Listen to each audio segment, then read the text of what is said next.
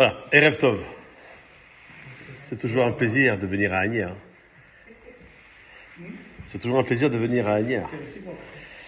Il y a une demande la dernière fois. À la demande du président, puisqu'on s'approche dans 14 jours, c'est Hanouka. Et Hanouka, c'est la seule fête qui dure 8 jours, aussi bien en Israël qu'en dehors des restes d'Israël. Pourquoi 8 et pas 7? C'est tout le développement qu'on va essayer de faire durant ce cours. Déjà, il faut comprendre cette introduction que le chiffre 8, lorsque en mathématiques on le met couché, ça fait l'infini. Parce que c'est une fête qui durera même après la venue du Mashiach.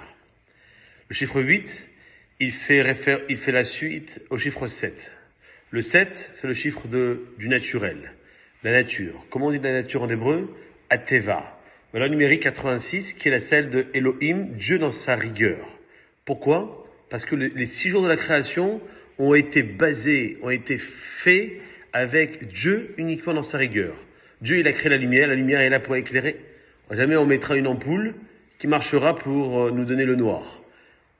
Akadosh Baruch Hu, il a créé les arbres fruitiers pour que les pommiers donnent des pommes, des bananiers donnent des bananes.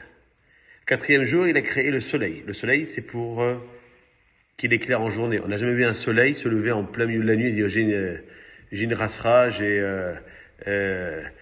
un problème d'insomnie. Alors je me lève à 2 heures du matin. Ça n'existe pas. Les poissons sont destinés à vivre sous l'eau. Les volatiles dans les airs. Et ça, c'est les 6 jours de la création qui ont fait qu'Akadosh Baruch Hu a donné juste ces notions de Elohim. Lorsque Akadosh Baruch Hu va arriver au 7e jour, la création du Shabbat, c'est marqué Vaïchal Elohim et Yom HaShivai. Dieu, dans sa rigueur, Vaïchal, il s'est retiré lorsque le Shabbat est arrivé pour faire apparaître la notion de Yud Kevavke Adonai, qui est Dieu, le même, dans sa rachamim, dans sa miséricorde.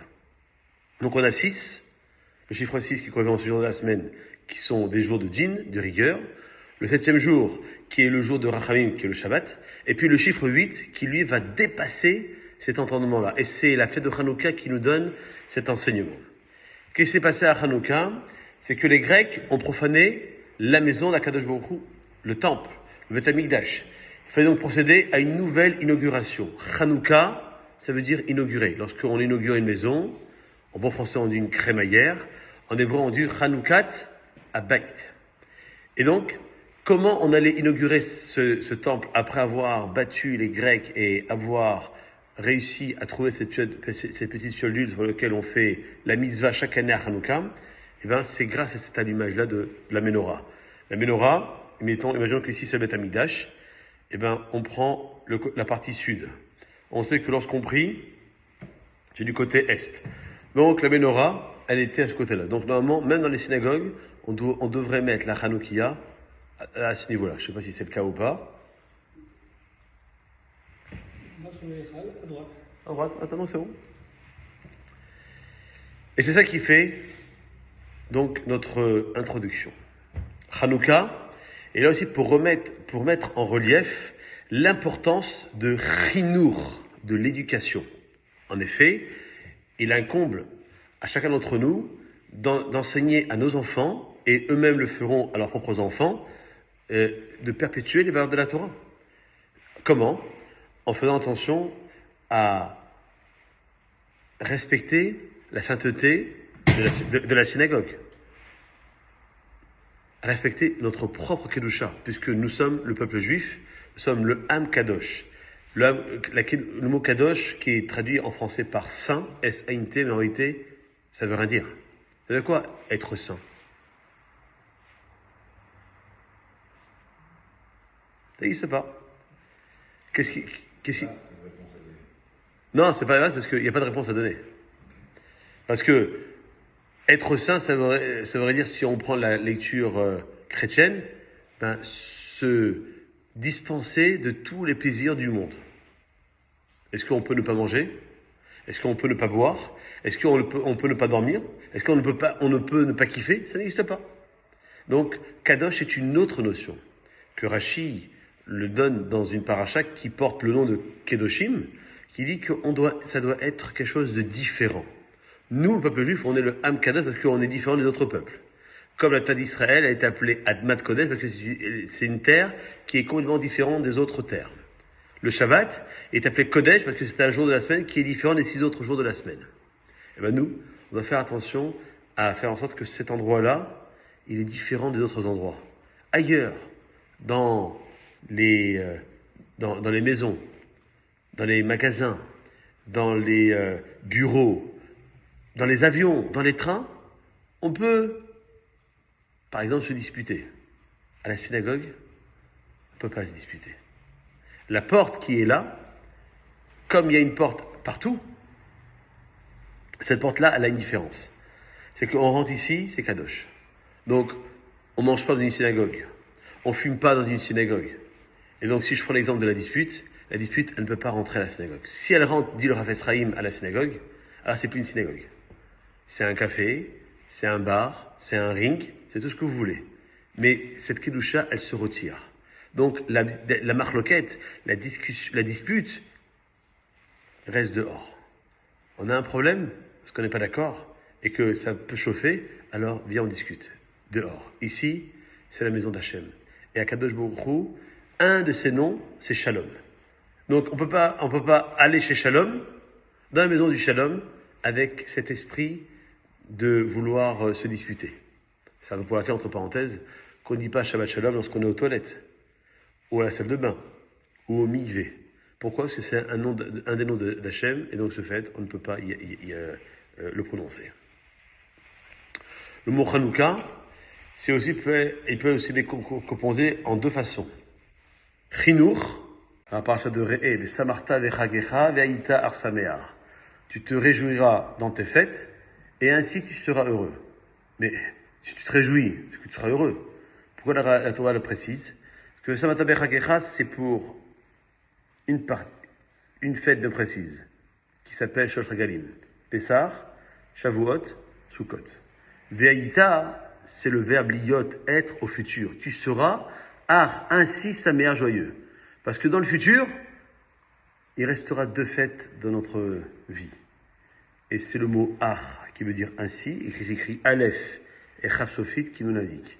Aleph, c'est Adar, pour faire allusion à Purim, et Chaf Sofit, c'est Chaf, Chaf, c'est Kaf, Kaf, c'est Kislev, et Kislev, c'est Chanukah, pour dire que ce sont ces 2 fêtes qui resteront. Ce sont 2 fêtes qui sont au-delà de la nature. Même si Hanouka dure 8 jours et Purim, l'extrême, dure un seul jour, eh bien, c'est fait que, évidemment, ces notions-là, elles sont là pour nous rappeler ce genre d'enseignement.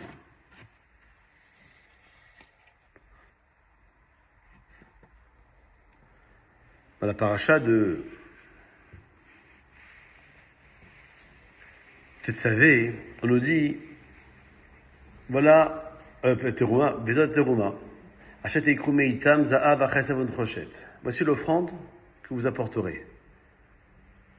Et c'est quoi? Ça sera en or, en argent et en cuivre. Nechoshet, le cuivre qui est le matériau le moins riche, on va dire, ça fait référence à la fête de Hanouka. Nun, Ner, Chet Hanouka, Shin, Sham, Tav Tadik. Tu allumeras là-bas le lumière de Hanouka. Et la Torah, dans la paracha de Tetzavé, dira Ve'ata Tetzavé beikru elecha shemen za'idza katit la ma'or le'alot nertamid. Et voilà, tu ordonneras aux enfants d'Israël de te choisir une huile pure, une huile d'olive pure pour le luminaire, pour la menorah. Et ce verset, il nous donne que l'huile d'olive, elle est la meilleure. Pourquoi? Parce qu'on dit que c'est Hashemen, l'huile avec laquelle le miracle a eu lieu. Et le mot Hashemen fait à l'envers le mot Neshama, l'âme, dont la lumière, elle est pure et éclatante. Pourquoi? Parce que de la même façon que le mot Hashemen, c'est le même Neshama, de surcroît, le candélabre, la menorah, évoque le nom d'Akadosh Baruch Hu. La lumière centrale, c'est le Yud. Elle est plus haute que les autres. Et puis, il y a 3 branches à droite, 3 branches à gauche. Eh bien, ces branches droite et gauche, à droite sont ceux qui étudient la Torah, et à gauche sont ceux qui aide, qui s'associe à l'étude par un don dans des synagogues, dans des yeshivot, dans des kolélim, pour que la Torah, qui est véhiculée dans ces synagogues, ou bien dans des endroits comme je viens de les énoncer, puisse continuer à faire le travail. Et cette notion-là, vous pouvez la retrouver dans la tfila de tous les jours. Juste après Hashem Eler, et avant Baruch Shamar.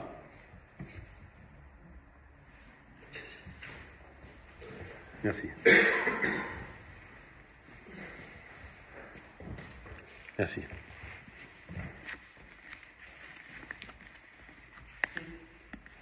Le psaume 67. L'Amnaséar, que non seulement on doit lire après Hashem avant Baruch Shamar, et que la Rizal dit qu'il est bon aussi de lire dans les 3 midot de la semaine et du Shabbat, et même un moussaf de Shabbat.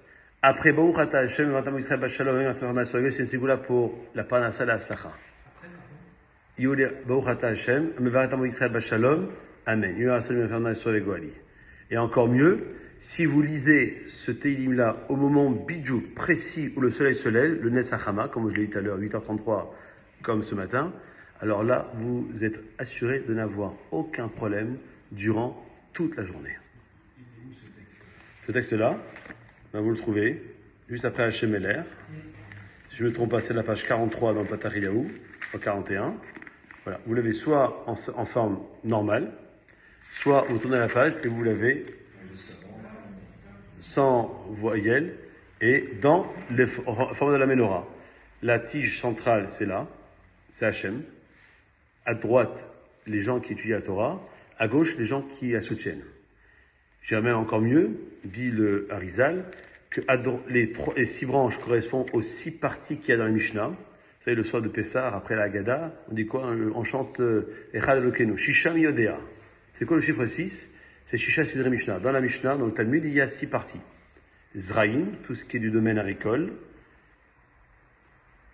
Moed, tous les rendez-vous qu'on a à Kajouro, Shabbat et les fêtes. Nashim, tous les devoirs matrimoniaux.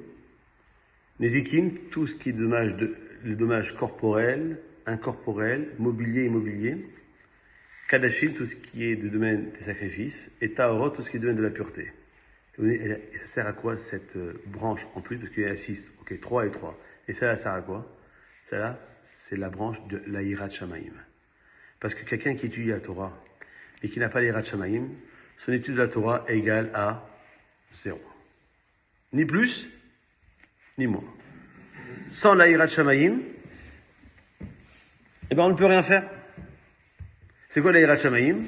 C'est savoir que lorsque je me trouve à un endroit, quel qu'il soit, que je travaille, que je me promène, que je fasse du sport, que je mange, que quoi que ce soit, je sais que Kadosh Baruch Hu, il est avec moi.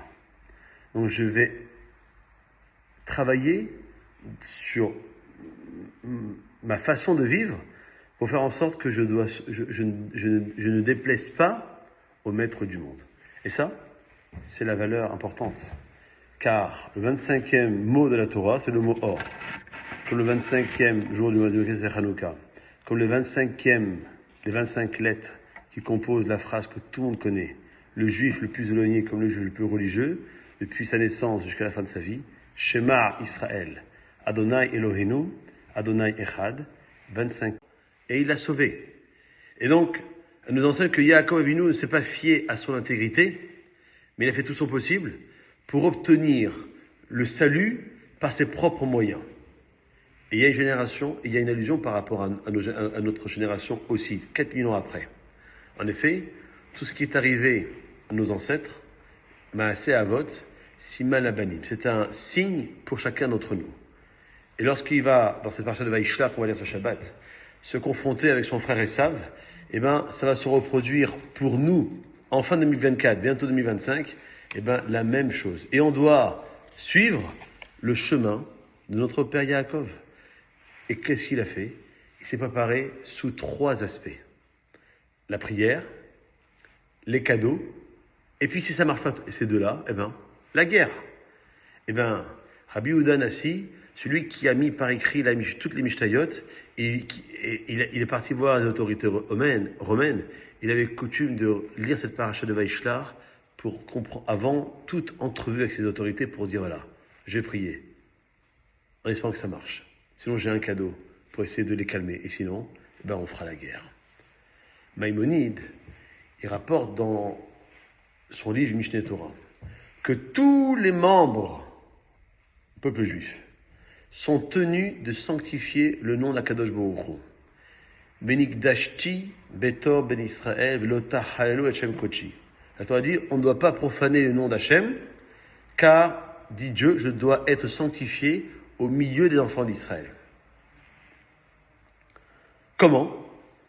Si un idolâtre, dit le Rambam, se dresse et il va obliger un juif à transgresser l'un des commandements de la Torah, sous peine de mort, alors le juif, il doit transgresser ce commandement et non pas se laisser tuer. Dès lors, on peut se demander comment les Hashmonaïm, ils ont pu se mettre en danger leur vie en se révoltant contre les Grecs. On le dit. Nous, on était faibles. On était peu numériquement. On n'avait pas beaucoup d'armes. Alors que les Grecs, ils étaient nombreux, forts, avec une armée vaillante. Et la réponse, le Rambam, il dit que ça, c'est le principe de transgresser au lieu de se faire tuer, ça marche sauf dans 3 cas. Le cas de l'idolâtrie, la Vodazara, le cas de Giloya Arayot, les relations sexuelles interdites, et le cas de Shirotani, le meurtre. Et donc c'est quoi? C'est-à-dire que si on me demande de faire un de ces trois fautes, ou bien sinon je me fais tuer, je dois être exécuté. Et non seulement ça, mais dans le cas où la menace de mort, elle est proférée par le non-juif dans un intérêt personnel. Par exemple, il veut obliger un juif à construire une maison de Shabbat pour lui. Alors ce dernier doit le faire pour avoir la vie sauve. Mais quand le persécuteur, il agit dans le seul but de lui faire transgresser une mitzvah, s'ils sont seuls, le juif transgressera et ne se laissera pas tuer. Mais lorsqu'il y a une présence de 10 juifs, alors il doit se faire tuer plutôt que de transgresser. Et c'est ça le dévouement des Hashmonaïm, c'est que c'est pour nous une leçon extrêmement d'actualité dans une situation extrêmement brûlante. À notre époque, si on suit l'exemple des Hashmonaïm, on pourrait être taxé d'extrémistes. Ceux qui ont toujours défendu leurs idées avec fermeté, au péril de leur vie, pour maintenir le plus beau cadeau qu'il y a dans toutes les synagogues, la Torah, ils sont traités de fanatiques. Alors, comment on résout ce problème-là? À Hanouka, on va comprendre que on doit suivre le chemin des Hashmonaïm. Les Hashmonaïm ont dit, Hachem, on va y aller à la guerre. Alors aide-nous. Et quand je vois les a aidés, on va encore plus loin. La Torah le dira dans la paracha de Béchalar, lorsqu'on s'approchera, on est sorti d'Égypte et on s'approchera de la mer Rouge. Hachem ilachem lachem, ve'atem tacharishun. Il combattra pour vous. Et vous, restez calme. En réalité calme, silencieux, c'est-à-dire quoi? Lorsque vous êtes à la synagogue, ne parlez pas. La seule utilisation de votre bouche à la synagogue, elle sert à prier. La prière, elle peut tout modifier. D'ailleurs, le Or HaChaim, à Kadosh, il dit sur cette paracha de Vaishlar que si je veux que ma prière soit exaucée par Akadosh Baruch Hu, il faut 4 conditions incontournables. Première condition, s'adresser à Hachem comme si j'étais un pauvre. Un pauvre qui quémande, j'en supplie, Hachem, aide-moi. Deuxièmement, parler à Hachem via sa rachamim, sa miséricorde. Non pas, Hachem, j'en supplie, donne-moi de l'argent parce que ce matin j'ai mis mes téphilines, j'ai mis Rachir à Benoutam, j'ai mangé Chalabet Yosef, j'ai fait ici. Ma rachamim, je sais que tu m'aimes, alors tu m'aimes, écoute ma tefila. Troisièmement,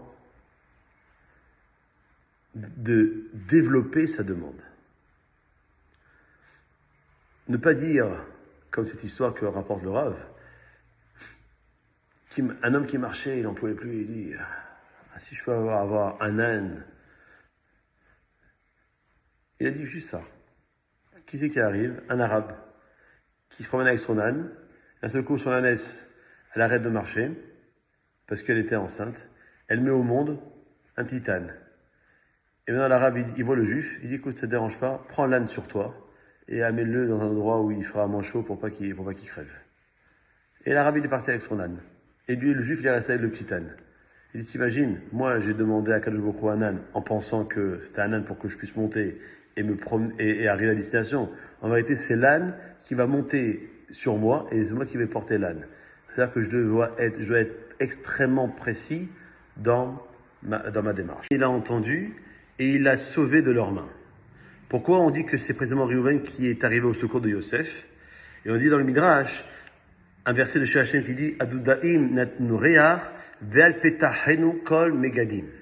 Traduction, les mandragores répandent leur parfum à nos portes les plus beaux fruits. Les mandragores du Midrash qui répandent leur parfum, c'est Réhouven qui a sauvé Yosef. À nos portes les plus beaux fruits, ça fait allusion aux lumières de Hanouka qui tombent pendant la période où on lit cette paracha et qui raconte comment Yosef a été sauvé par Réhouven. La question qu'on peut se poser, quel rapport qu'il y a entre Réhouven et Hanouka? Le mérite de Réhouven, il est comparable à un parfum, car il a émis l'idée de sauver Yosef, mais il n'a pas réalisé ce projet. Quelqu'un qui rentre dans une parfumerie, même s'il n'achète rien, il en ressort parfumé. Eh bien, les Hashmonaïm, eux, ils ont célébré la fête de Hanouka parce qu'ils ont lutté pour sauver leurs frères des persécutions grecques. Et ils sont parvenus à quoi? Au résultat que l'on connaît.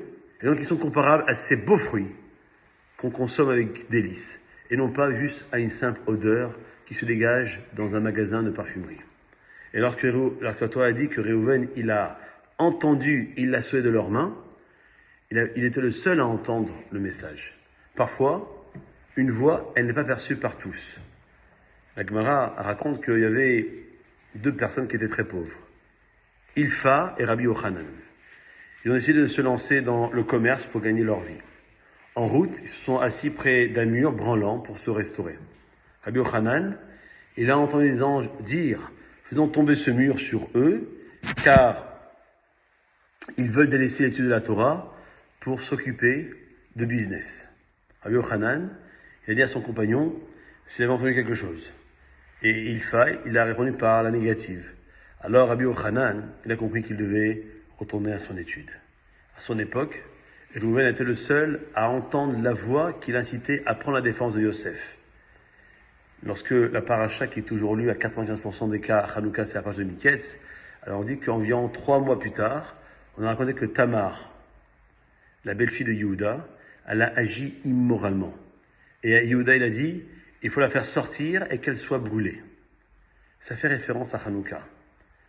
Parce que Hanouka, c'est le 25 qui se lève. Et le 25 c'est 3 mois après la création du monde. Le monde a été créé quand? Le 25 Elul.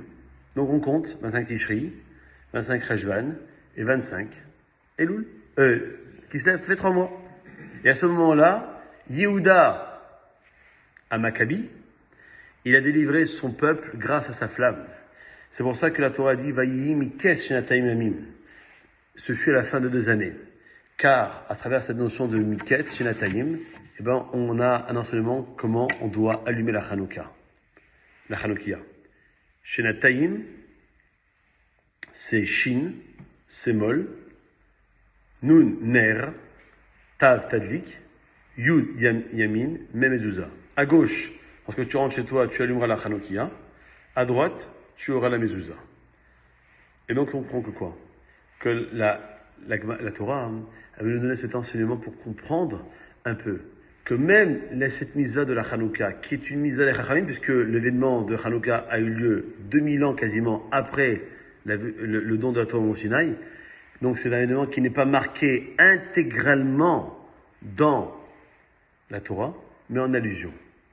Et lorsque la Torah dira, dans la paracha de Re'eh, Samarta vechagecha ve'aïta arsameach, tu te réjouiras dans tes fêtes, et ainsi tu seras heureux. Mais si tu te réjouis, c'est que tu seras heureux. Pourquoi la Torah le précise? Parce que Samata Bechagecha, c'est pour une fête bien précise, qui s'appelle Shosh Regalim. Pessah, Shavuot, Sukkot. Ve'ayita, c'est le verbe liot, être au futur. Tu seras, ainsi sa mère joyeux. Parce que dans le futur, il restera 2 fêtes dans notre vie. Et c'est le mot ar qui veut dire ainsi, et qui s'écrit Aleph et Chaf Sofit qui nous l'indique. Aleph, c'est Adar, pour faire allusion à Purim, et Chaf Sofit, c'est Chaf, Chaf, c'est Kaf, Kaf, c'est Kislev, et Kislev, c'est Chanukah, pour dire que ce sont ces 2 fêtes qui resteront. Ce sont 2 fêtes qui sont au-delà de la nature. Même si Chanukah dure 8 jours et Purim, l'extrême, dure un seul jour, eh bien, c'est fait que, évidemment, ces notions-là, elles sont là pour nous rappeler ce genre d'enseignement.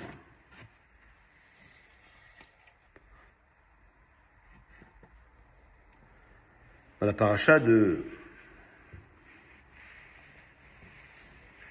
Tetzavé, on nous dit, voilà, Bezat Teruma, Achet Eikru Meitam, Za'av Achesavon Choshet. Voici l'offrande que vous apporterez. Et c'est quoi? Ça sera en or, en argent et en cuivre. Les rochettes, le cuivre qui est le matériau le moins riche, on va dire, ça fait référence à la fête de Hanouka.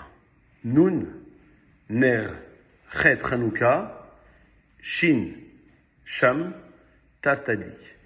Tu allumeras là-bas la lumière de Hanouka. Et la Torah, dans la paracha de Tetzavé, dira et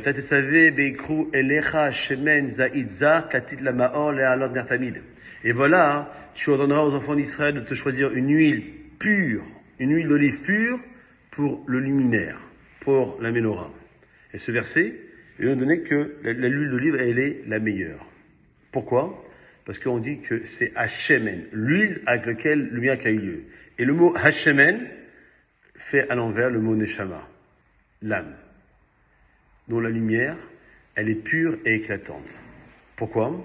Parce que de la même façon que le mot Hashemen, c'est le même Neshama, de surcroît, le candélabre, la menorah, évoque le nom d'Akadosh Baruch Hu.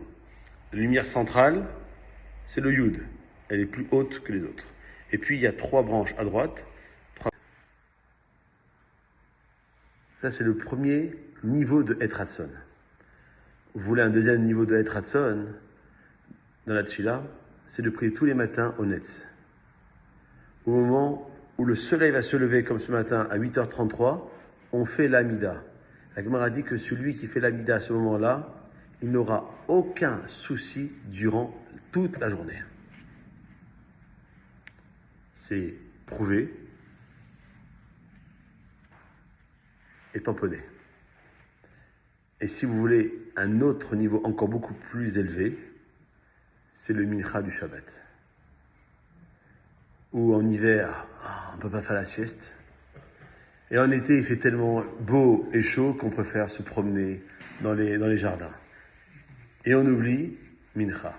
Alors que le mincha de Shabbat, c'est le seul mincha où on va dire quoi? Va'ani tefilati lecha Hashem et Rason. Je prie devant toi, Kadosh Baruch Hu, au moment le plus propice. Aneni behemet ishecha, exauce-moi, sincèrement, je t'en supplie, sauve-moi de toutes les galères que j'ai. Pourtant, Shabbat, j'ai pas le droit de demander quoi que ce soit. Ni Hachem devant la parnassa, ni Refoua Shema, à rien. Rien que je fais le Shabbat, dans la tefila, Akadosh Baruch Hu, il comprend ce qu'il me faut. Mais le mincha de Shabbat, c'est the top of the top.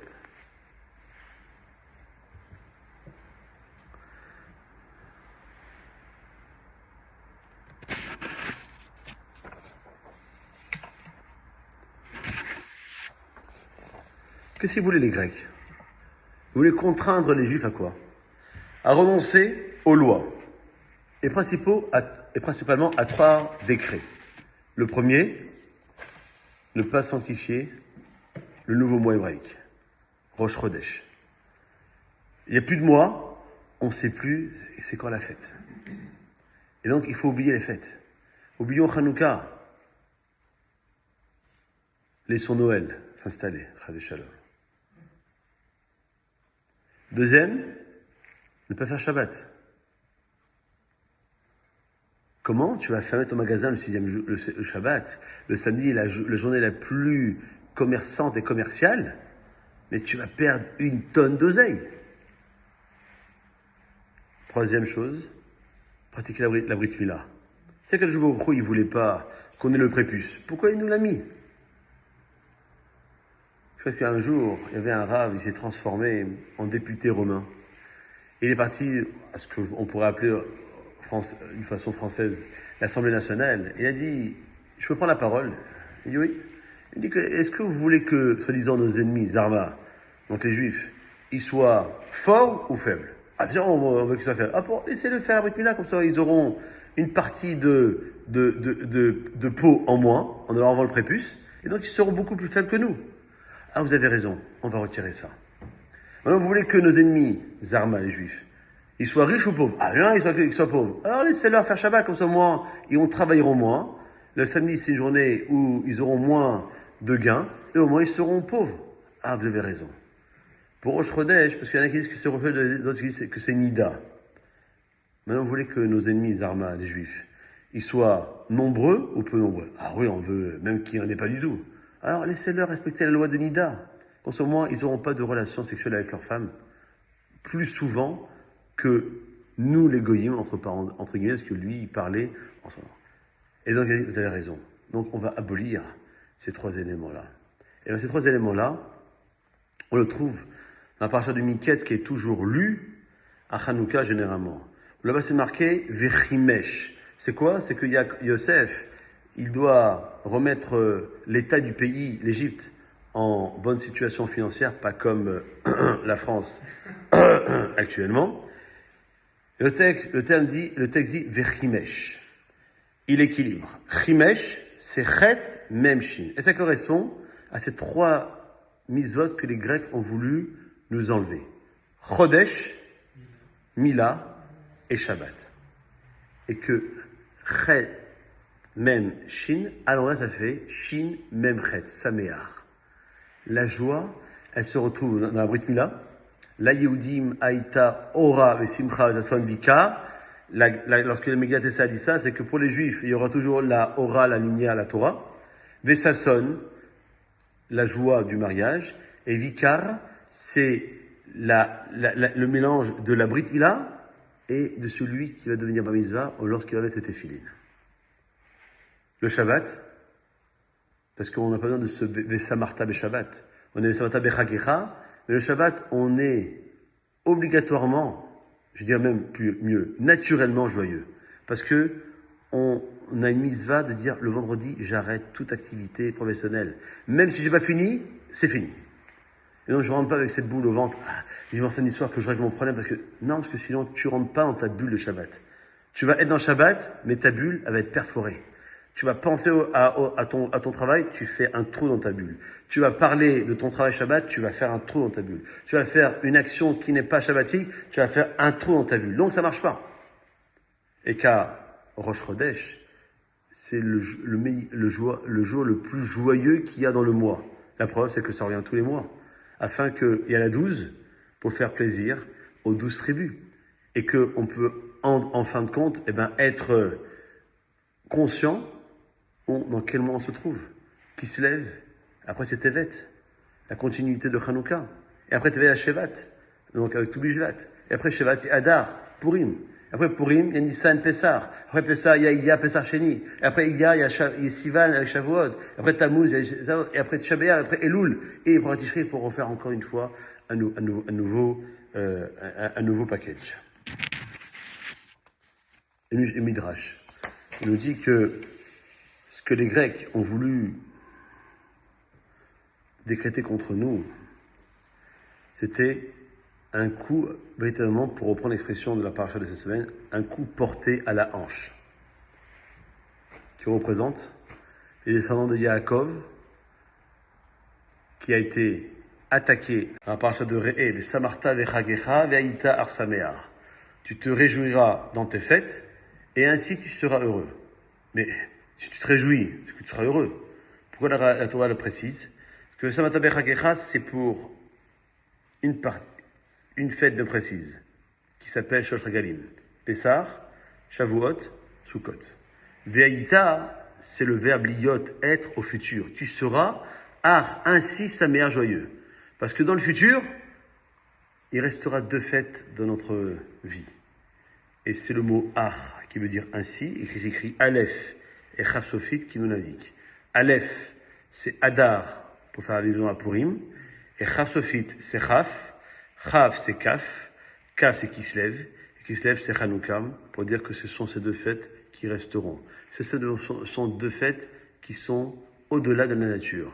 Même si Chanukah dure 8 jours, et Purim, l'extrême, dure un seul jour, eh bien, c'est fait que, évidemment, ces notions-là, elles sont là pour nous rappeler ce genre d'enseignement.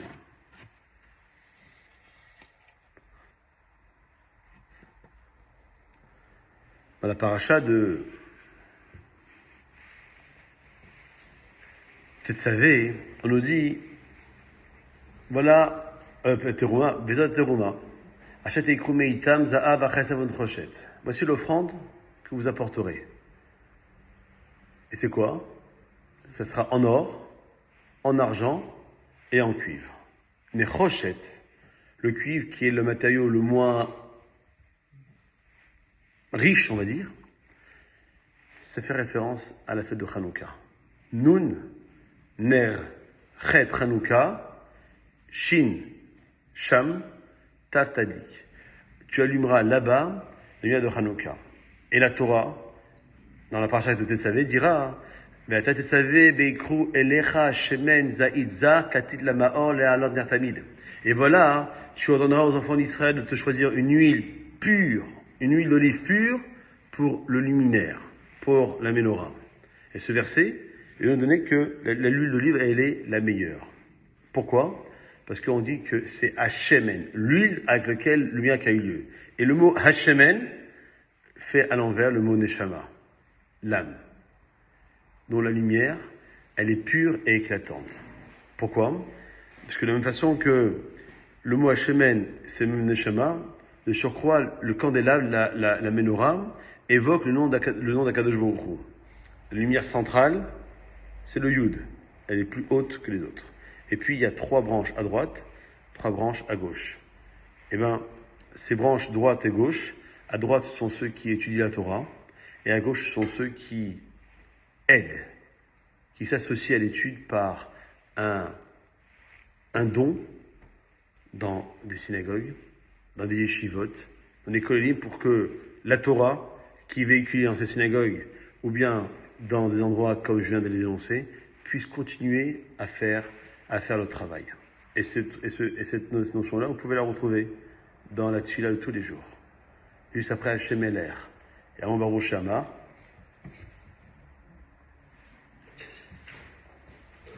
Merci. Merci.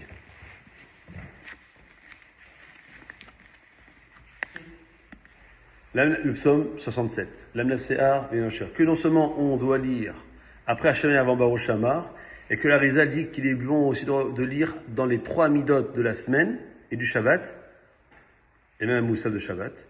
Après Baruch Ata Hashem, Vatam Israël Bashalom, c'est une ségoula pour la Parnassa et la Aslacha. Baruch Ata Hashem, Vatam Israël Bashalom, Amen.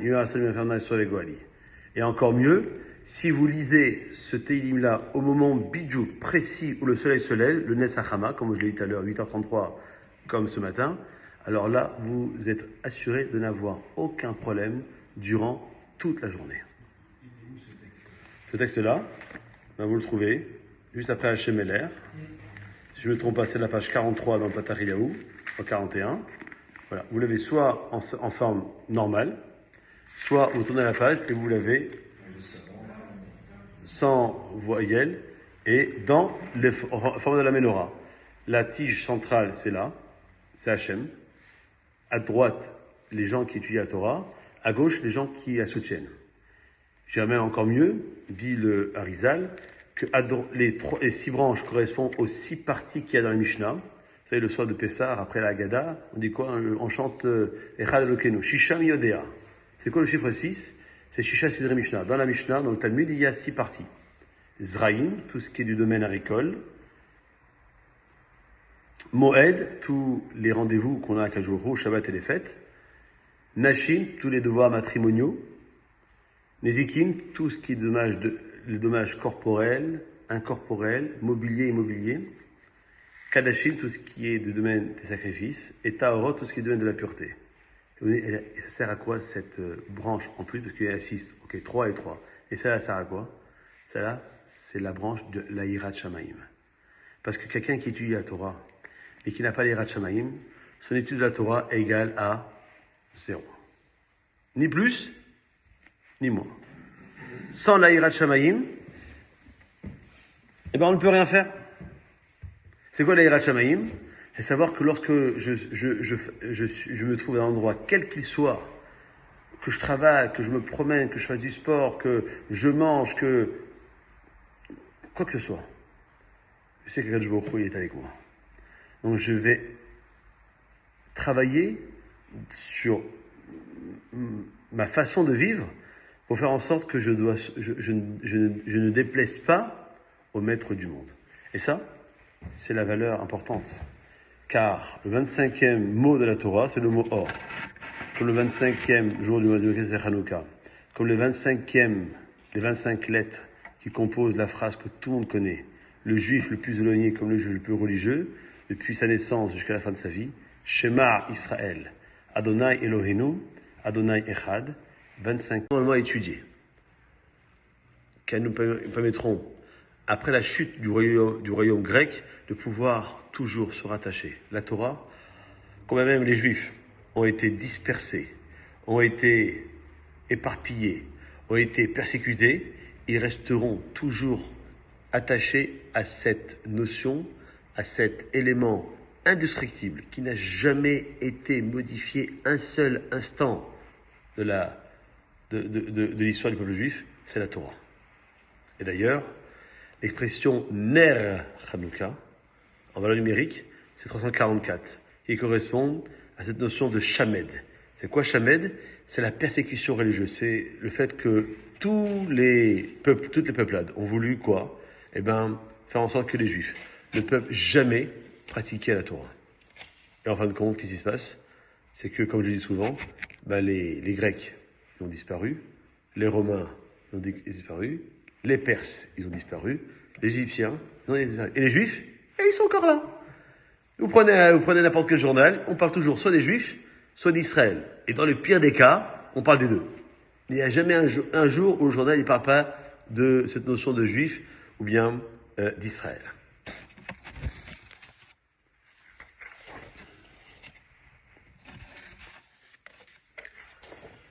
Alors, dans le Talmud, justement, on compte à peu près 2700 pages. Alors, sur 2700 pages, il y a une seule page qui parle de Hanouka. Cette page-là, elle se trouve dans ma Masechet Shabbat, page 21. Là-bas, elle dit « Maï Hanouka ». Qu'est-ce que c'est Hanouka? Les Chachamim disent, je traduis le texte rapidement pour être plus rapide, les Chachamim disent que le 25 qui se lève commence la fête de Hanouka qui dure 8 jours. On doit, pendant cette période-là, prononcer ni oraison funèbre, pour ne pas réveiller de pleurs et de tristesse davantage chez les personnes qui ont perdu un proche, ni d'observer un jeûne. En effet, lorsque les Grecs ont pénétré dans le temple, ils ont profané toutes les huiles.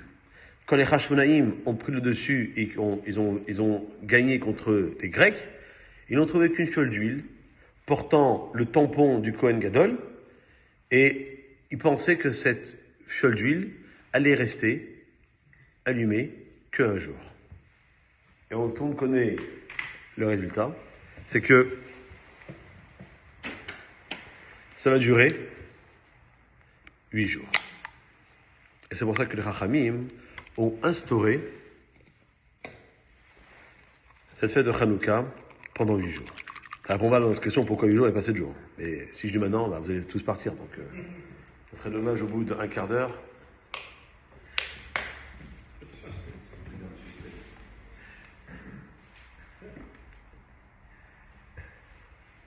ברוך אתה אדוני אלוהינו מלך העולם שהכל נהיה בדברו.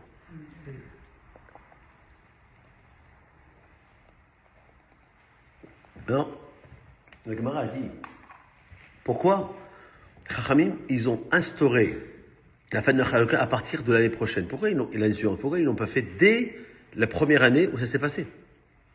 Et la Gemara répond, parce qu'à cette époque-là, le roi Hakodesh, l'inspiration prophétique, avait déjà disparu, de sorte que les rabbins de l'époque ne pouvaient pas savoir si cet événement allait se perpétuer ou disparaître sans laisser de traces.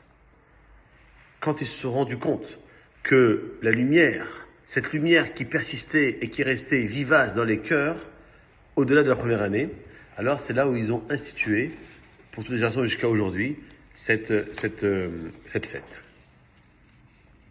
Et c'est pour ça que la Gemara a dit qu'au nom de Ravuna, que si on veut avoir nos enfants dans le chemin de la Torah, alors c'est mieux d'allumer les nérotes et de Shabbat et de Hanouka avec de l'huile d'olive pour rappeler le miracle de Hanouka et faire en sorte que nous puissions perpétuer. Et pourquoi l'huile d'olive? Parce que David Shlomo Ameler, il dit Tov Shem Mishem En Tov. Pourquoi il dit ça? Parce que Rabbi Shimon Bar Yochai, il dit que dans le monde, il y a 3 couronnes. La couronne de la Torah pour ceux qui étudient la Torah. Donc si tu dis pas la Torah, t'as pas de couronne. Aujourd'hui, on célèbre l'arrivée du nouveau grand rabbin d'Israël, Sepharad, à la tête du rabbinat en Israël, le Rav David Yosef, un autre enfant du Rav Oyer Yosef qui a été instauré avec la couronne et l'habit du rabbin d'Israël. Le Keter Malchut, la couronne du roi, c'est pour celui qui est roi. Celui qui n'est pas roi, il n'y a pas de couronne. Et puis, le troisième couronne, c'est Keter Keuna, pour le Kohen. Et celui qui n'est pas Kohen, il n'a pas de couronne. Donc, si j'étudie pas la Torah, je suis pas roi et je suis pas Kohen, j'ai au droit à aucune couronne. Alors, Rabbi Shimon Bar Yochai, il dit, il y a une 4e couronne qui dépasse ces 3 couronnes-là. Vous imaginez?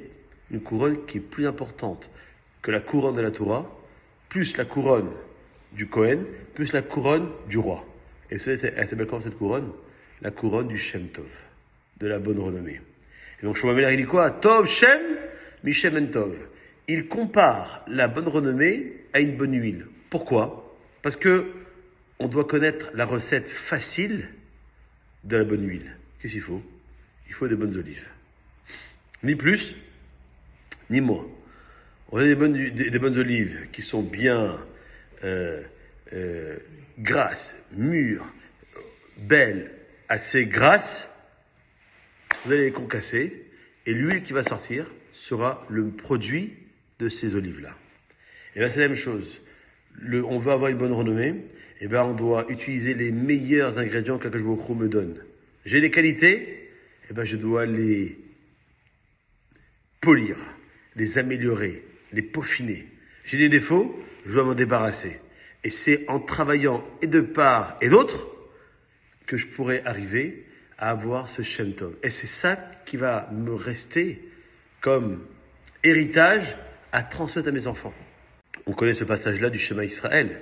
C'est marqué « Okshartam le'ot al yadecha, ve'ayu totafot ben ainecha ». Littéralement, vous attacherez sur yadecha, ta main, et vous mettrez ben ainecha entre tes yeux. Et on voit bien que les téphilines, on les met ni sur la main, on les met là, côté face au cœur, et ben ainecha à la racine des cheveux, dans la symétrie de ben ainecha, mais pas à ce niveau-là. Mais ça, je ne peux pas le savoir à travers la Torah écrite. C'est la Torah orale, dans la Gemara Menachot, qui va nous l'enseigner. Donc sans Torah orale, je ne peux pas avoir cette dimension. C'est pour ça que les 36 traités du Talmud sont là justement pour nous rappeler les 36 bougies de Hanouka, qui elles-mêmes sont là pour nous dire, sans Torah, un juif, il ne peut pas vivre. On connaît un conducteur qui conduit sans avoir appris le code de la route, même si on a oublié. Mais on l'a passé. On a passé le code, on a passé les heures de conduite. C'est pas que moi j'ai 18 ans, ça y est, maintenant je suis majeur, je prends la voiture. Non, c'est pas comme ça. C'est la même chose. Nous, à 13 ans, on n'est pas bar mitzvah, on devient bar mitzvah. C'est quoi bar mitzvah? Bar, c'est un mot en hébreu, en araméen, qui veut dire quoi? Le fils. Le fils de quoi? De la mitzvah. C'est quoi la mitzvah? C'est le devoir. On a tous retenu que le premier mot, bar. On fait la soirée, on s'éclate, on mange, on boit, on fume, on danse, etc. Et on oublie l'essentiel. Non. Et c'est ça qu'on doit essayer de comprendre à travers cette fête de Hanouka. D'ailleurs, entre parenthèses, le terme de or, lumière, ou aura, c'est la même chose, sont répétés 36 fois dans toute la Torah. Le chiffre 36 équivaut au mot lo, lamed vav, qui veut dire à lui. Et il y a un verset que tout le monde connaît, dans le numéro 144 qui dit Ashrei ha'am shekachalo, Ashrei ha'am shadonai Elohav. Heureux le peuple qui jouit pour lui, heureux le peuple qui reconnaît l'Éternel comme son Dieu. Ashrei ha'am shekachalo, shekacha, dans le numérique, Moshe. Lo, la Vav, 36. Parce que dans chaque génération, il y a toujours 36 générations qui sont là un peu pour, entre guillemets, remplacer Moshe, car personne ne peut ressembler à Moshe, mais il faut bien que dans chaque génération, il y ait un maître, il y ait des rabbanim, qui sont là pour nous aiguiller, pour nous montrer le chemin que l'on doit prendre, et comme on ne veut pas faire différence entre Séfarad, Ashkenaz, Chabad, Breslev, Tunisien, Marocain, Algérien, on prend le Rav qui est accepté par tout le monde, il s'appelle Moshe Rabbeinu. Juste pour le jeu des chiffres et des lettres, le mot Hanouka, lorsqu'on l'écrit complètement, on va dire quoi? J'écris Hanouka, ça écrit Chet. Comment on écrit Chet? Chet Yud Tav. Nun, ça s'écrit Nun, Vav, Nun, Sofit. Vav, Vav, Vav. Kaf, Kaf, fait Sofit. He. Valeur numérique de toutes ces lettres-là fait 646, qui correspond à deux mots. Babli, Yerushalmi. Les deux Talmuds qu'on doit normalement étudier. Qui nous permettront, après la chute du royaume grec, de pouvoir toujours se rattacher. La Torah, quand même les Juifs ont été dispersés, ont été éparpillés, ont été persécutés, ils resteront toujours attachés à cette notion, à cet élément indestructible qui n'a jamais été modifié un seul instant de l'histoire du peuple juif, c'est la Torah. Et d'ailleurs, l'expression Ner Hanouka, en valeur numérique, c'est 344, qui correspond à cette notion de Shamed. C'est quoi Shamed? C'est la persécution religieuse. C'est le fait que toutes les peuplades ont voulu quoi? Faire en sorte que les Juifs ne peuvent jamais pratiquer la Torah. Et en fin de compte, qu'est-ce qui se passe? C'est que, comme je dis souvent, les Grecs ils ont disparu, les Romains ils ont disparu, les Perses, ils ont disparu, les Égyptiens, ils ont disparu. Et les Juifs, ils sont encore là. Vous prenez n'importe quel journal, on parle toujours soit des Juifs, soit d'Israël. Et dans le pire des cas, on parle des deux. Il n'y a jamais un jour où le journal ne parle pas de cette notion de Juif ou bien d'Israël.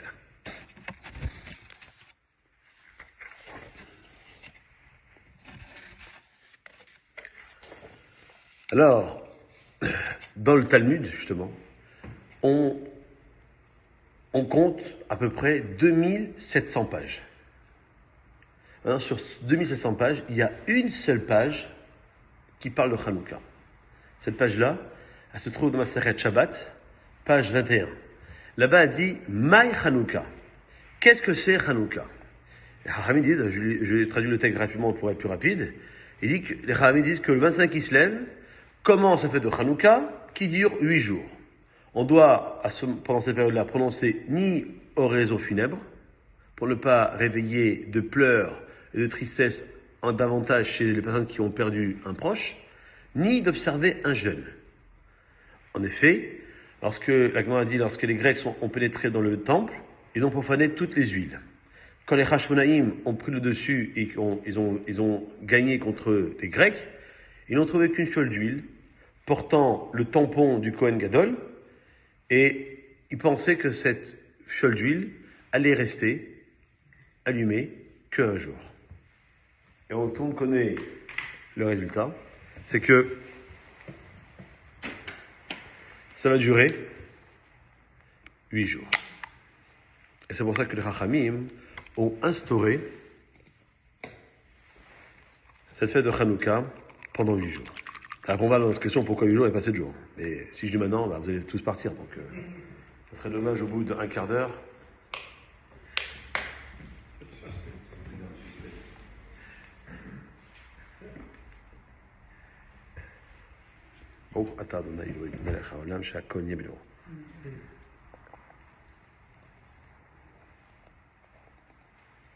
Non, la Gemara a dit pourquoi fermeté au péril de leur vie pour maintenir le plus beau cadeau qu'il y a dans toutes les synagogues, la Torah. Ils sont traités de fanatiques. Alors, comment on résout ce problème-là? Eh bien, à Hanouka, on va comprendre que on doit suivre le chemin des Hashmonaïm. Les Hashmonaïm ont dit, Hachem, on va y aller à la guerre. Alors aide-nous. Et Akash Baruch Hu les a aidés. On va encore plus loin. La Torah le dira dans la paracha de Béchalar, lorsqu'on s'approchera, on est sorti d'Égypte et on s'approchera de la mer Rouge. Hachem ilachem lachem ve'atem tacharishun. Akash Baruch Hu, il combattra pour vous. Et vous, restez calme. En réalité calme, silencieux, ça veut dire quoi? Lorsque vous êtes à la synagogue, ne parlez pas. La seule utilisation de votre bouche à la synagogue, elle sert à prier. La prière, elle peut tout modifier. D'ailleurs, le Or HaChaim, la Kadosh, il dit sur cette paracha de Vaishlar que si je veux que ma prière soit exaucée par Akadosh Baruch Hu, il faut 4 conditions incontournables. Première condition, s'adresser à Hachem comme si j'étais un pauvre. Un pauvre qui quémande, j'en supplie, Hachem, aide-moi. Deuxièmement, parler à Hachem via sa rachamim, sa miséricorde. Non pas, Hachem, j'en supplie, donne-moi de l'argent parce que ce matin j'ai mis mes téphilines, j'ai mis Rachir à Benoutam, j'ai mangé Chalabet Yosef, j'ai fait ici. Ma rachamim, je sais que tu m'aimes, alors tu m'aimes, écoute ma tefila. Troisièmement, de développer sa demande. Ne pas dire, comme cette histoire que rapporte le Rav, un homme qui marchait, il n'en pouvait plus, il dit, si je peux avoir un âne. Il a dit juste ça. Qui c'est qui arrive? Un arabe, qui se promène avec son âne. D'un seul coup, son ânesse, elle arrête de marcher, parce qu'elle était enceinte. Elle met au monde un petit âne. Et maintenant l'arabe, il voit le juif, il dit, écoute, ça ne te dérange pas, prends l'âne sur toi, et amène-le dans un endroit où il fera moins chaud pour pas qu'il crève.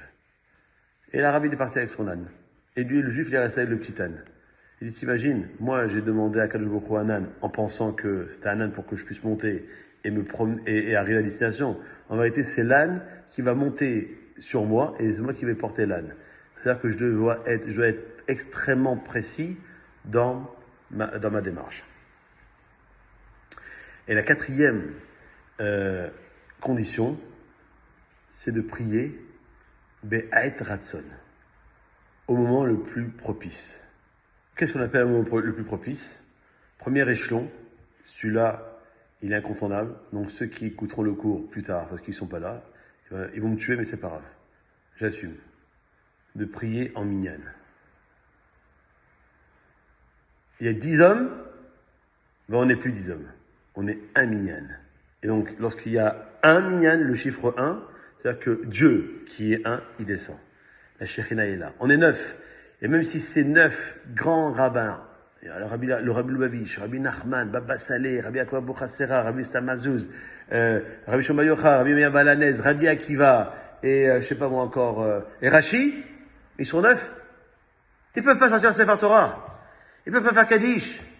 Donc il y a un 10e qui arrive, un juif comme vous et moi, simple, lambda, et ben, toute la machine, elle est renversée. Ça, c'est le premier niveau de Het Ratson. Vous voulez un deuxième niveau de Het Ratson dans la tefila, c'est de prier tous les matins au Netz. Au moment où le soleil va se lever comme ce matin à 8h33, on fait l'Amida. La Gemara dit que celui qui fait l'Amida à ce moment-là, il n'aura aucun souci durant toute la journée. C'est prouvé et tamponné. Et si vous voulez un autre niveau encore beaucoup plus élevé, c'est le mincha du Shabbat. Où en hiver, on ne peut pas faire la sieste. Et en été, il fait tellement beau et chaud qu'on préfère se promener dans les jardins. Et on oublie mincha. Alors que le mincha de Shabbat, c'est le seul mincha où on va dire quoi? Va'ani tefilati lecha Hashem et Rason. Je prie devant toi, Kadosh Baruch Hu, au moment le plus propice. Aneni behemet ishecha, exauce-moi, sincèrement, je t'en supplie, sauve-moi de toutes les galères que j'ai. Pourtant, Shabbat, j'ai pas le droit de demander quoi que ce soit. Ni achat devant la parnassa, ni refoua shema, à rien. Rien que je fais le Shabbat, dans la tefila, Akadosh Baruch Hu, il comprend ce qu'il me faut. Mais le mincha de Shabbat, c'est the top of the top.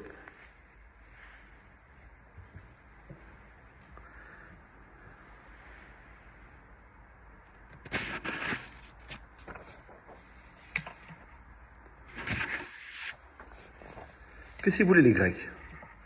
Vous voulez contraindre les Juifs à quoi? À renoncer aux lois. Et principalement à 3 décrets. Le premier, ne pas sanctifier le nouveau mois hébraïque. Rosh Chodesh. Il n'y a plus de mois, on ne sait plus c'est quand la fête. Et donc, il faut oublier les fêtes. Oublions Hanouka. Laissons Noël s'installer. Chadé Shalom. Deuxième, ne pas faire Shabbat.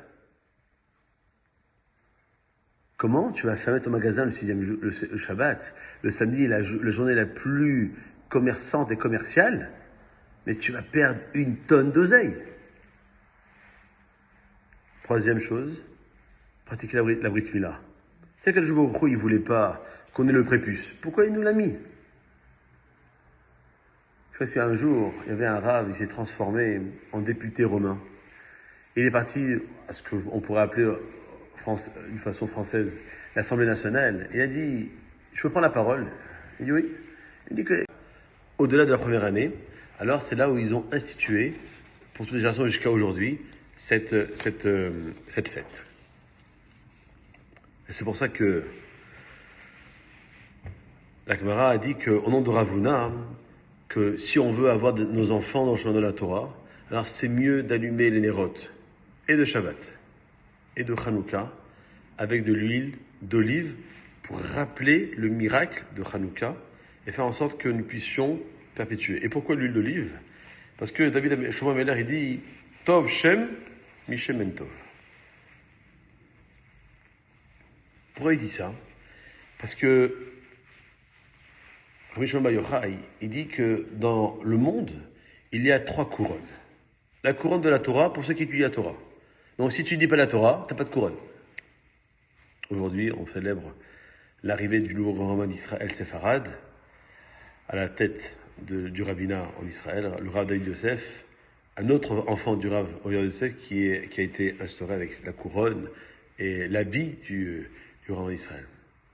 Le Keter Malchut, la couronne du roi, c'est pour celui qui est roi. Celui qui n'est pas roi, il n'y a pas de couronne. Et puis le troisième couronne, c'est Keter Keuna, pour le Kohen. Et celui qui n'est pas Kohen, il n'a pas de couronne. Donc si j'étudie pas la Torah, je suis pas roi et je suis pas Kohen, j'ai au droit à aucune couronne.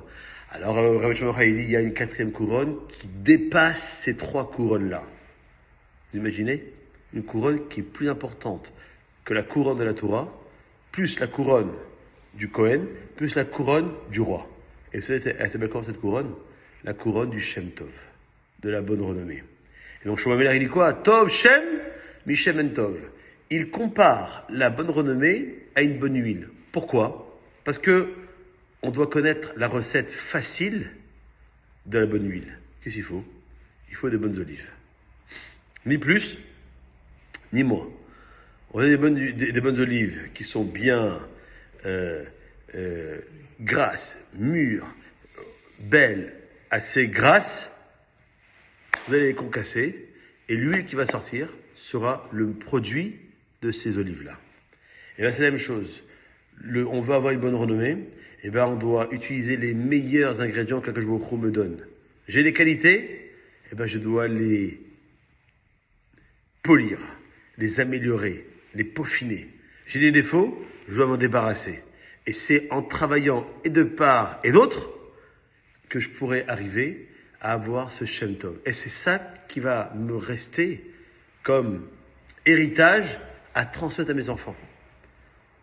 Parce que je ne veux pas dire à mes enfants, je vais vous dire ce que j'ai appris dans la Torah, j'ai appris tel Talmud et tel Midrash. Non. Mais parce que l'étude de la Torah, elle doit nous amener à être un véritable juif. Dans ses qualités, dans sa Vodat Hashem, dans son service divin. Et on ne peut le faire qu'à travers un travail qui est assidu.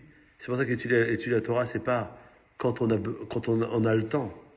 Mais on doit prendre le temps pour se fixer des moments pour pouvoir réfléchir, comprendre ce que Akadosh Baruch Hu attend de nous.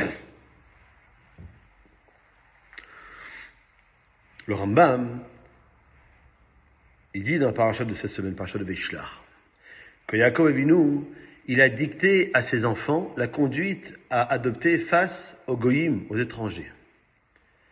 Il dit que la paracha de Veishlach, elle a été écrite pour savoir que Akadosh Baruch Hu a libéré son serviteur des mains d'une personne plus forte que lui. Il a envoyé un ange et il l'a sauvé. Et donc, elle nous enseigne que Yaakov Avinu ne s'est pas fié à son intégrité, mais il a fait tout son possible pour obtenir le salut par ses propres moyens. Et il y a une génération, et il y a une allusion par rapport à notre génération aussi, 4000 ans après. En effet, tout ce qui est arrivé à nos ancêtres, Maaseh Avot, Siman Abanim. C'est un signe pour chacun d'entre nous. Et lorsqu'il va, dans cette partie de Vaishlach, qu'on va lire ce Shabbat, se confronter avec son frère Esav, eh ben, ça va se reproduire pour nous, en fin 2024, bientôt 2025, eh ben, la même chose. Et on doit suivre le chemin de notre père Yaakov. Et qu'est-ce qu'il a fait? Il s'est préparé sous 3 aspects. La prière, les cadeaux, et puis si ça marche pas, ces deux-là, eh ben, la guerre. Eh ben, Rabbi Yehuda Nassi, celui qui a mis par écrit toutes les Mishnayot, il est parti voir les autorités romaines. Il avait coutume de lire cette paracha de Vaishlach pour comprendre, avant toute entrevue avec ses autorités, pour dire voilà, je vais prier, en espérant que ça marche. Sinon, j'ai un cadeau pour essayer de les calmer. Et sinon, eh ben, on fera la guerre. Maïmonide, il rapporte dans son livre Mishneh Torah que tous les membres du peuple juif sont tenus de sanctifier le nom d'Akadosh Baruch Hu. Benikdashti betor ben Israël velota halalu Hashem kochi. La Torah dit, on ne doit pas profaner le nom d'Hachem, car, dit Dieu, je dois être sanctifié au milieu des enfants d'Israël. Comment? Si un idolâtre, dit le Rambam, se dresse, et il va obliger un juif à transgresser l'un des commandements de la Torah, sous peine de mort, alors le juif, il doit transgresser ce commandement et non pas se laisser tuer. Dès lors, on peut se demander comment les Hashmonaïm, ils ont pu se mettre en danger leur vie en se révoltant contre les Grecs. On le dit. Nous, on était faibles. On était peu numériquement. On n'avait pas beaucoup d'armes. Alors que les Grecs, ils étaient nombreux, forts, avec une armée vaillante. Et la réponse, le Rambam, il dit que ça, ce principe de transgresser au lieu de se faire tuer, ça marche sauf dans 3 cas. Le cas de l'idolâtrie, la Vodazara, le cas de Giloy Arayot, les relations sexuelles interdites, et le cas de Shmir, le meurtre. Et donc c'est quoi? C'est-à-dire que si on me demande de faire un de ces trois fautes précises, qui s'appelle Shosh Regalim, Pessah, Shavuot, Sukkot. Ve'ayita, c'est le verbe liot, être au futur. Tu seras, ainsi sa mère joyeux. Parce que dans le futur, il restera 2 fêtes dans notre vie.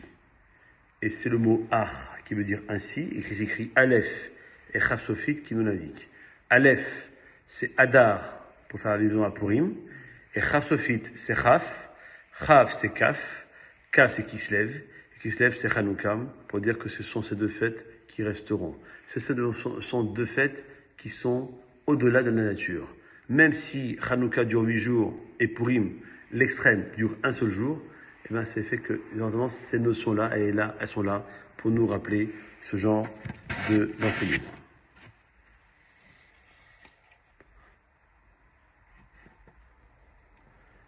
Dans la paracha de Tetzavé, on nous dit, voilà, Teruma, Bezat Teruma, Achet Eikrume Itam, Za'av Achesavon Choshet. Voici l'offrande que vous apporterez. Et c'est quoi? Ça sera en or, en argent et en cuivre. Mais Choshet, le cuivre qui est le matériau le moins riche, on va dire, ça fait référence à la fête de Hanouka. Nun, Ner, Chet Hanouka, Shin, Sham, Tav Tadik. Tu allumeras là-bas la lumière de Hanouka.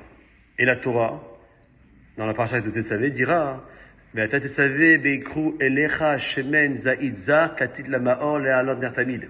Et voilà, tu ordonneras aux enfants d'Israël de te choisir une huile pure, une huile d'olive pure pour le luminaire, pour la menorah. Et ce verset, il nous donner que l'huile d'olive, elle est la meilleure. Pourquoi? Parce qu'on dit que c'est Hashemen, l'huile avec laquelle le miracle a eu lieu. Et le mot Hashemen fait à l'envers le mot Neshama, l'âme, dont la lumière, elle est pure et éclatante. Pourquoi? Parce que de la même façon que le mot Hashemen, c'est le mot Neshama, de surcroît, le candélabre, la menorah, évoque le nom d'Akadosh Baruch Hu. La lumière centrale, c'est le Yud. Elle est plus haute que les autres. Et puis, il y a 3 branches à droite, 3 branches à gauche. Eh bien, ces branches droite et gauche, à droite, ce sont ceux qui étudient la Torah, et à gauche, ce sont ceux qui aident, qui s'associent à l'étude par un don dans des synagogues, dans des yeshivot, dans des kolélim, pour que la Torah, qui est véhiculée dans ces synagogues, ou bien dans des endroits comme je viens de les énoncer, puisse continuer à faire le travail. Et cette notion-là, vous pouvez la retrouver dans la tfila de tous les jours. Juste après Hashem Eler, et avant Baruch Shamar.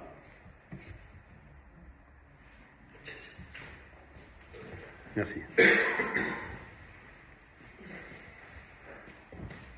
Merci.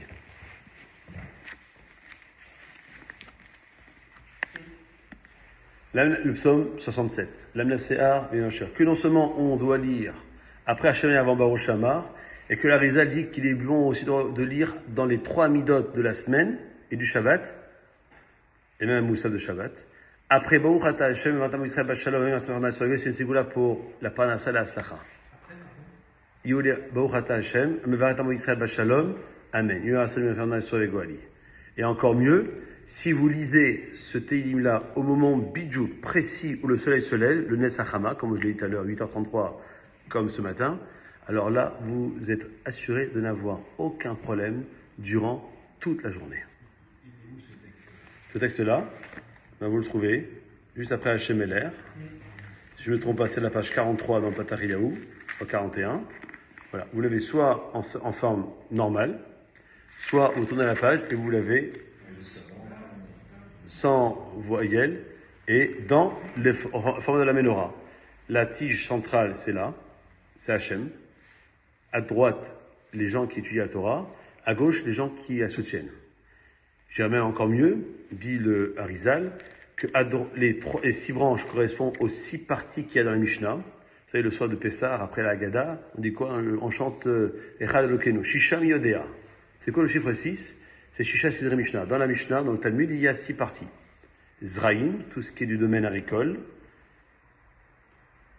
Moed, tous les rendez-vous qu'on a à Kajuru, Shabbat et les fêtes.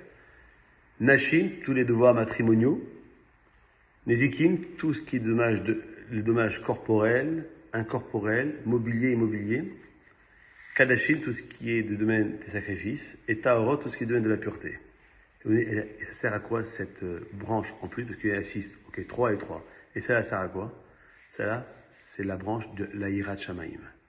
Parce que quelqu'un qui étudie la Torah et qui n'a pas la Yirat Shamaim, son étude de la Torah est égale à 0. Ni plus, ni moins. Sans la Yirat Shamaim, eh ben on ne peut rien faire. C'est quoi la Yirat Shamaim? C'est savoir que lorsque je me trouve à un endroit, quel qu'il soit, que je travaille, que je me promène, que je fasse du sport, que je mange, que quoi que ce soit, je sais que Kadosh Baruch Hu, il est avec moi. Donc je vais travailler sur ma façon de vivre pour faire en sorte que je ne déplaise pas au maître du monde. Et ça, c'est la valeur importante. Car le 25e mot de la Torah, c'est le mot or. Comme le 25e jour du mois de Mekes, c'est Hanouka. Comme les 25 lettres qui composent la phrase que tout le monde connaît. Le juif le plus éloigné comme le juif le plus religieux, depuis sa naissance jusqu'à la fin de sa vie. Shema Israël. Adonai Eloheinu, Adonai Echad. 25 lettres qui doivent jamais nous abandonner. Lorsqu'on dit Shema Israël, Hashem Eloheinu, Hashem Echad, dans la halakha, eh ben on doit dire quoi? On doit le dire en 3 parties. Shema Israël, écoute Israël, parce que c'est la relation, loin de dire que Hashem est Echad, parce que Hashem, c'est notre Père. Et on a un seul Père, on n'en a pas 2. Donc le Père, il voit ses enfants autour de la même table, dans la même synagogue, et que, ok, je suis marocain, j'ai un tunisien, on n'a pas la façon de chanter les Chadodi, et puis l'Aftara, c'est pas grave, chante. Ne te dispute pas pour ça. On a déjà assez de problèmes avec les autres.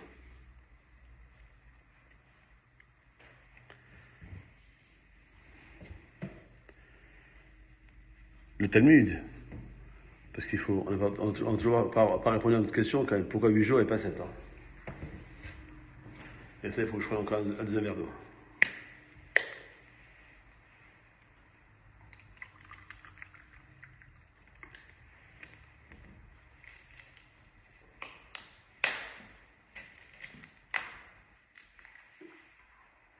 Le Talmud, il rapporte que il y a un avis, une marque entre Beth Shammai et Beth Hillel. Est-ce qu'on doit faire comme Beth Shammai, que le premier soir, parce que c'est le soir où on a découvert la fiole d'huile, et ben on doit faire la grande fiesta. 8 bougies, tac!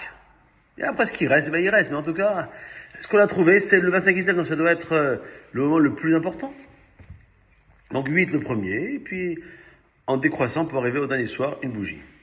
Ou bien on fait comme Beth Hillel qui dit non, le premier soir c'est une bougie, deuxième, pour arriver à 8 bougies, parce qu'on a un principe dans la Torah que Ma'aliba Kodesh Ben Moridin. Dans la Kedusha, on ne peut qu'augmenter, on ne peut pas diminuer.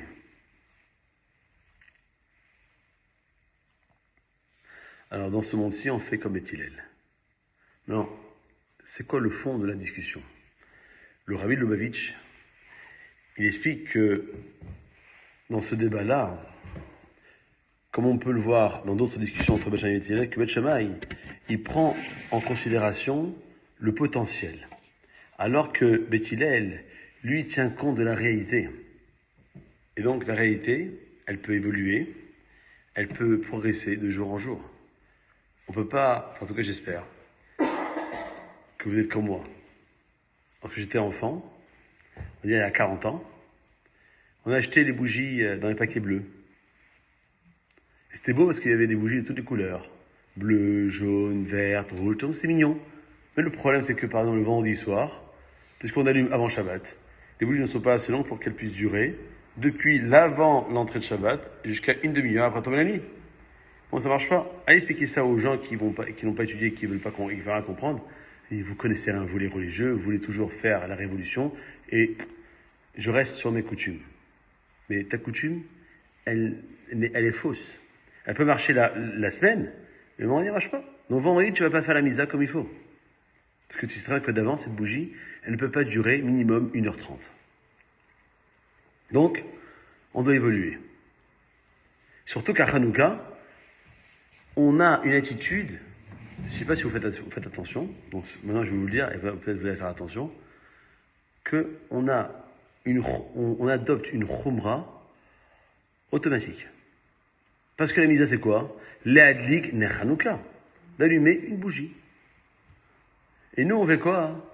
La méadrine, mina méadrine. On fait au-delà de la khumra, il y a encore de la khumra. C'est-à-dire que j'allume, non pas une bougie, mais je vais allumer dans un ordre croissant chaque soir. C'est quelque chose que je fais pas ailleurs. Je dis aux gens, aux hommes, mettez Rabbeinu-Tam. Ah non, j'ai pas le niveau de Rabbeinu-Tam. Quoi, t'as le niveau de Rashi? Bon, ça veut rien dire. Mais les gens, parce qu'ils ont été habitués, à juste titre pour la Hanoukia, alors ils vont pas s'en défaire. Mais par contre, puisqu'ils n'ont pas été habitués ou ils n'ont pas grandi dans un milieu où on peut mettre Rashi et Rabbeinu-Tam comme téphilin, ça marche pas. On va dire aux femmes de se couvrir la tête. Ah non, c'est pour les religieuses. Mais c'est marqué dans la Torah. T'as pas le droit. Une femme mariée, elle doit se couvrir la tête. C'est exagéré. Mais non. Mais parce qu'on ne te l'a pas enseigné. Donc tu penses que c'est pas important.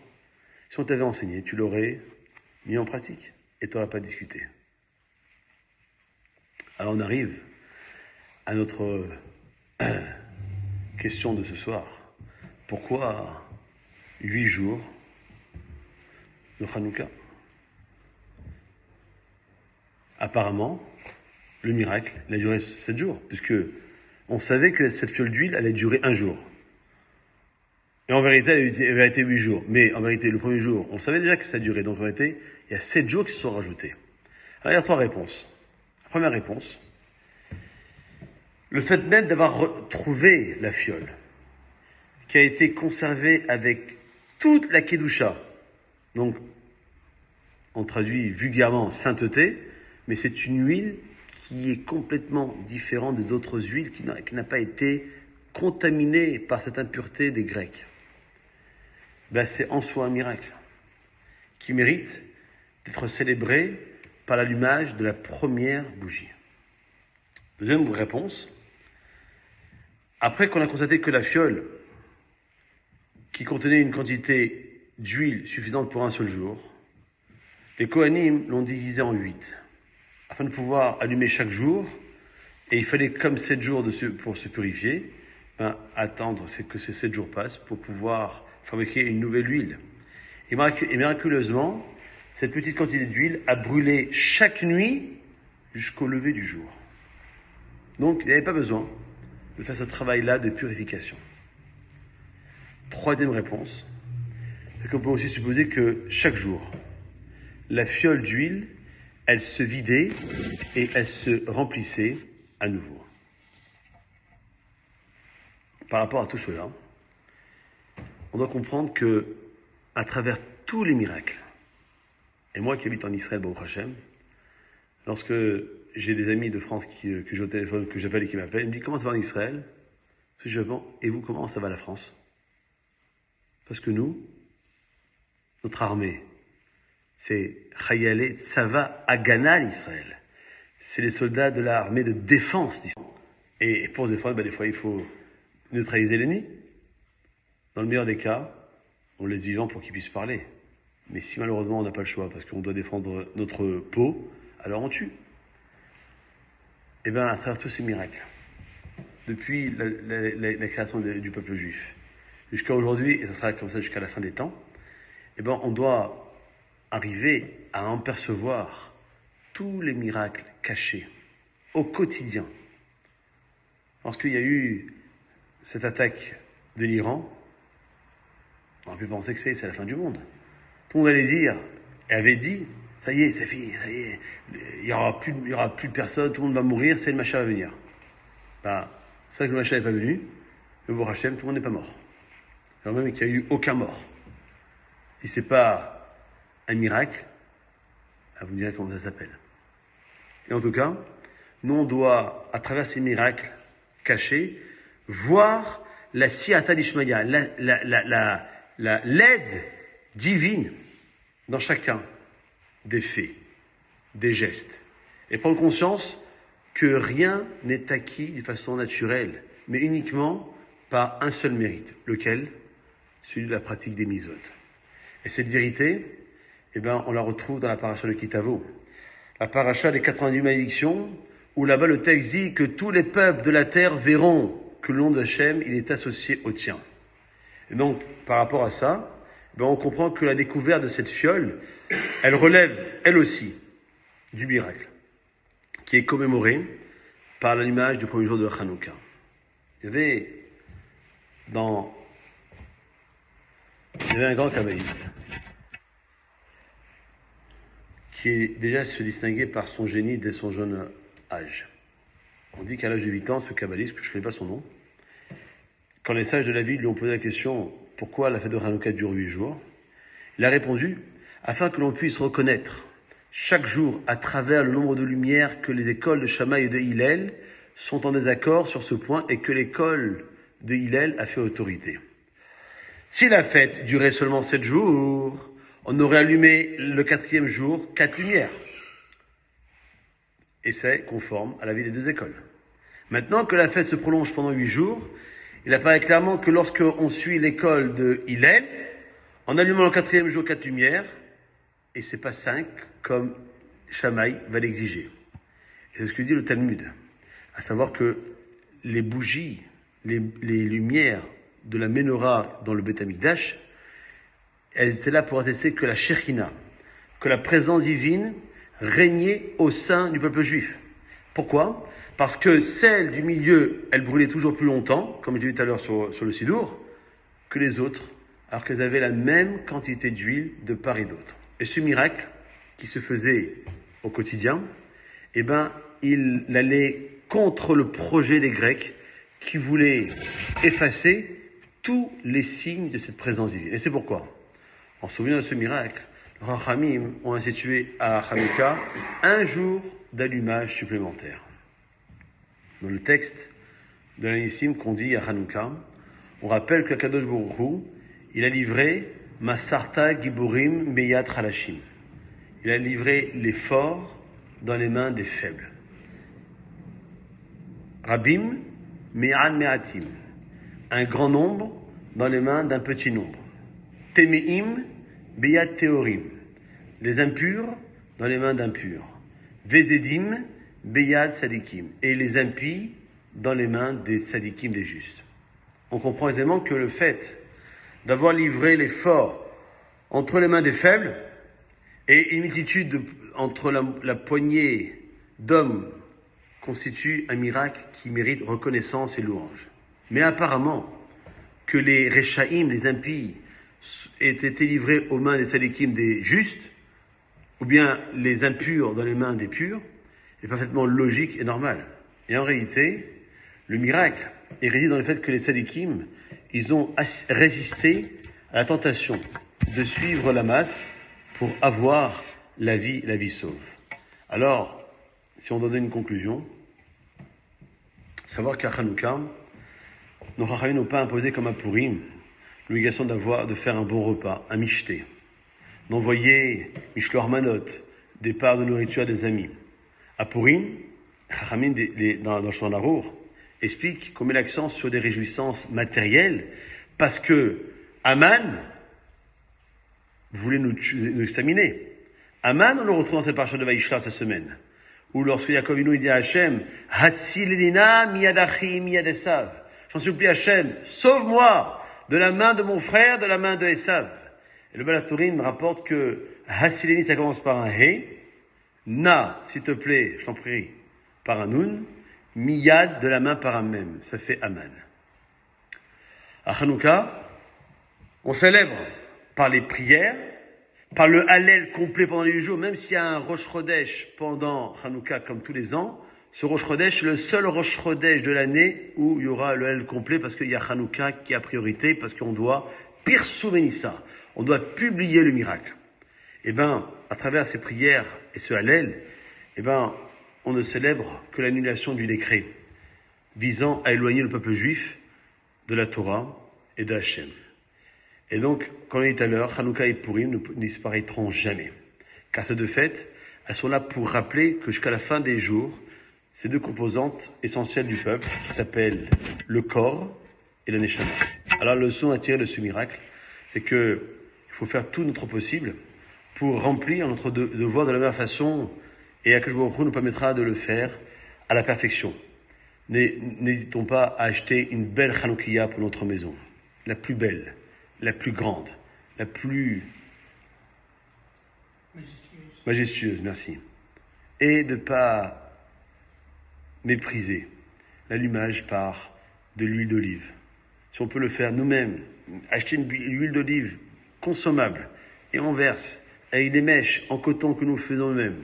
Si on a peur en train de chanter, de raconter des histoires, d'étudier, de dire Abba, Papa, Hachem, merci, Toda la El, Toda Kadosh Baruch Hu, de nous avoir sauvés. On aurait pu s'être hellénisés.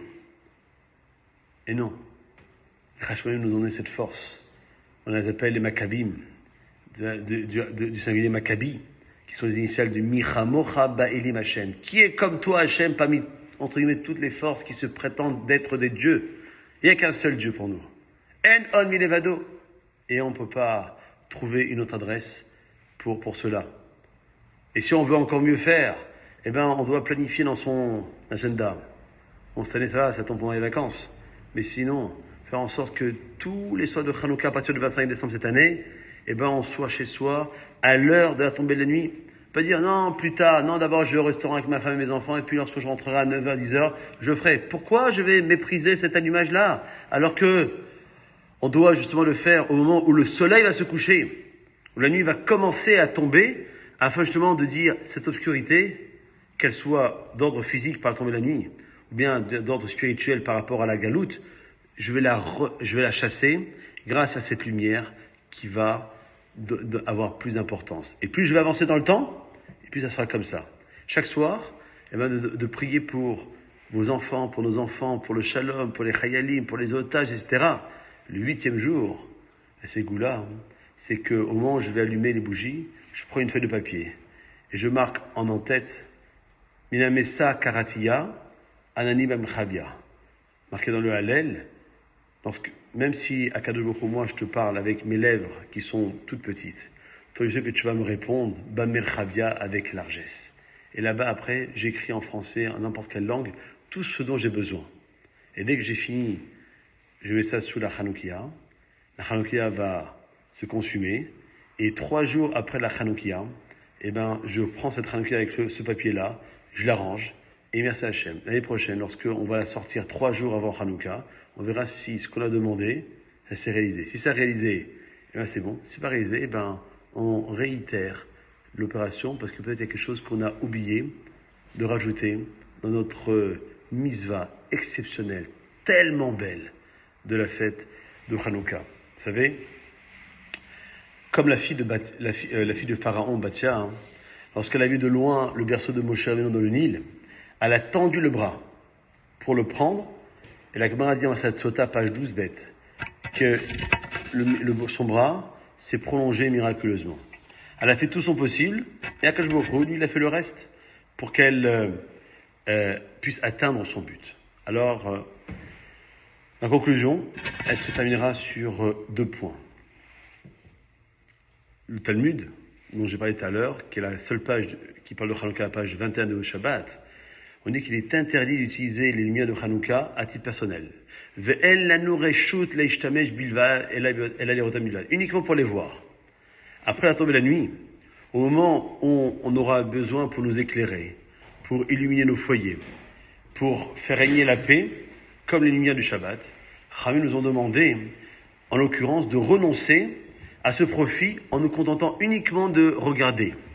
En regardant, eh ben, on sera amené à méditer et à percevoir le sens profond de ces nérotes de Hanouka. On comprend que les misotes ne sont pas destinées à nous procurer une jouissance matérielle, mais elles exigent au contraire du dévouement, de l'abnégation. Et lorsque je parle de dévouement et d'abnégation, je ne peux pas me monter vers ma droite pour dire à notre cher président, David Akoun, qu'un jour on le voit une bonne santé, combien il se bat. Et encore une fois, il a dit, ça y est, j'arrête, et il revient.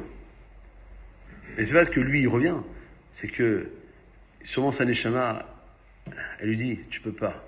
Si tu arrêtes, alors déménage, va habiter en Israël. Le fait qu'il soit resté encore à Agnières, c'est que on a encore besoin de lui. C'est pas que le monde ne peut pas continuer sans nous, mais c'est qu'on a une mission à accomplir. Tant qu'on est dans un endroit, alors cette mission-là, elle se poursuit. Le jour où, pour une raison ou pour une autre, je prends son exemple parce qu'il est là, et il décidera de déménager, cette mission, elle sera pour Hachem accomplie. Et donc elle dit, ouais, je t'ai donné tous les moyens, tous les kilim. Maintenant, le but, c'est pas de dire, bon, il faut que la synagogue, elle soit remplie, qu'il y a 3 étages d'hommes, de femmes et d'enfants. Non. On fait avec les moyens que Kadosh Baruch Hu nous donne. Et c'est ces moyens-là sur lesquels on sera jugé. Faire en sorte que quoi? On ne demande pas à chacun d'entre nous de ressembler à un tel sadique. Mais juste savoir, est-ce que toi, avec ton prénom, ton nom de famille, le prénom de tes parents, tes parents t'ont donné une éducation, tu as été formé avec des qualités et des défauts, est-ce que tu les as servis pour Dieu ou pas? Et donc là, on comprend que comme les Hashmonaïm, qui ont œuvré pour la gloire de Dieu, dans un désintéressement total, ils ont mérité l'assistance divine. Deuxième élément de conclusion sera que le fait que se servir des lumières de la Hanouka, c'est interdit, à des fins personnelles, ça met en relief la différence essentielle entre les Juifs et les Grecs. Contrairement aux Grecs, qui s'intéressent uniquement aux conséquences, aux bénéfices de chaque action, nous, on recherche l'origine, la raison d'être, notre sens profond, et en dehors de tout profit personnel, et donc, on le montre en s'abstenant le moindre usage de la lumière de Hanouka, et c'est, encore une fois, en se contentant de la regarder, de méditer, qu'on pourra dire merci à Hachem. Alors moi, je vous ai vu ce soir, ok? Ça m'a fait beaucoup de bien pour faire en sorte que de dire merci pour votre écoute, merci pour votre accueil, merci d'avoir pu emmagasiner autant d'enseignements qui, j'espère, nous permettront à vous et surtout à moi, parce que c'est moi qui ai donné le cours, c'est moi qui suis le premier concerné, de dire que ce Hanouka-là, il ne pourra pas ressembler au Hanouka précédent pour différentes raisons, mais entre autres pour le fait que ces 8 jours